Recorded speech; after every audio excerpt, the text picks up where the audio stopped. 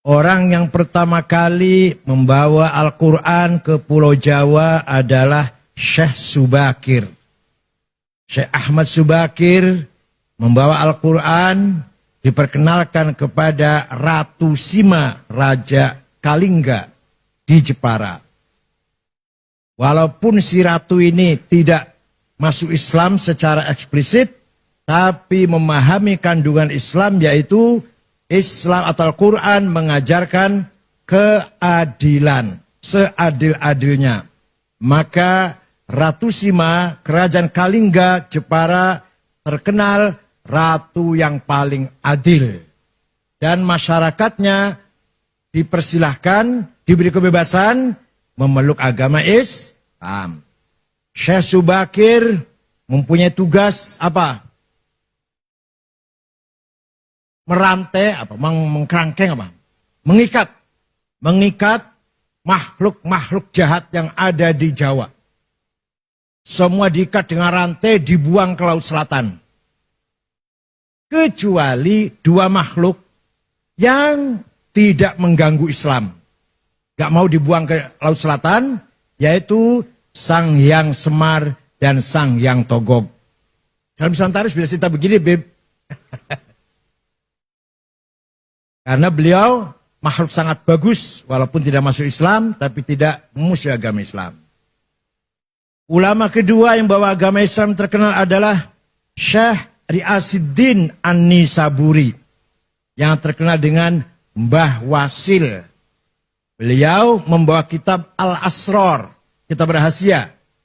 Diajarkan kepada Raja Jayakatwang, Joyoboyo, Raja Kediri Doho Kediri. Maka terkenal dengan ramalan Joyoboyo, itu sebenarnya terjemahan dari Kitabul Asrar, kitab rahasia-rahasia. Yang dibawa oleh Mbah Wasil, kuburannya di belakang Masjid Setono Gedong, Kota Kediri. Kalau Syekh Subakir ada yang bilang kuburannya di Gunung Magelang, Gunung apa? Tidar. Ada yang bilang di mana-mana. Yang benar, yang presentasinya paling benar, di Goa, di Sulawesi Selatan. Mbah Subakir wafat di situ. Setelah itu barulah datang para da'i-da'i.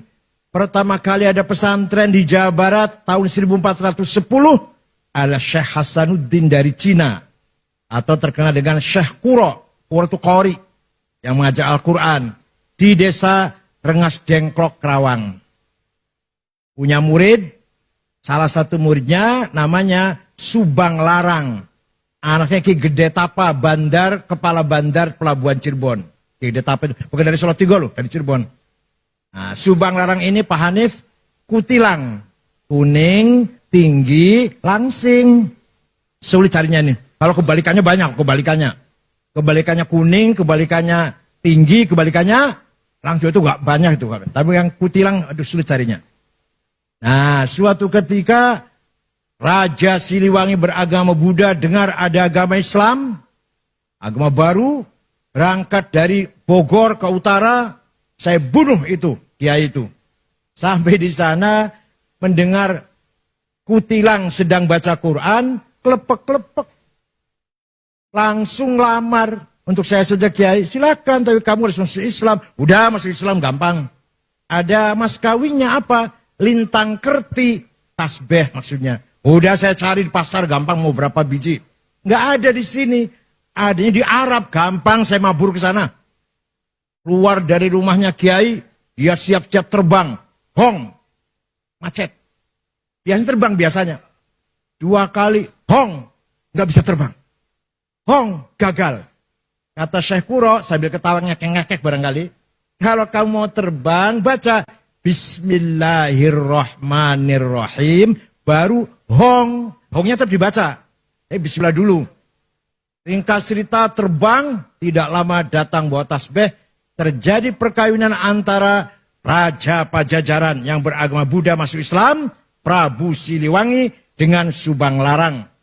Tapi beliau Islamnya kurang betul-betul Islam. Karena hanya ingin kawin kutilang saja itu. Tapi akan punya anak. Pertama namanya Syekh Rahmatullah atau Sunan Rahmat Suci yang kuburannya di Gunung Godog, Garut. Yang kedua, Syekh Somadullah yang terkenal dengan Ki Kuwu Sangkan. Yang ketiga perempuan namanya Rara Santang, dinikah oleh Habib. Namanya Said Abdullah Admat Khan. Nanti punya anak, Syarif Hidayatullah, Sunan Gunung Jati. Nih, dongeng kayak gini harus apa santri ini?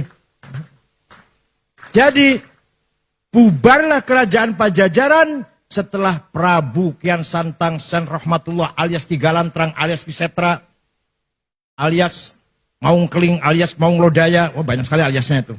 Menguasai kerajaan Pajajaran, semua masuk Islam kecuali Patih Pucukumun dengan suku Baduy di Malimping tetap agamanya Sunda Wiwitan atau Karuhunan yang menyembah Batara, Sang Batara.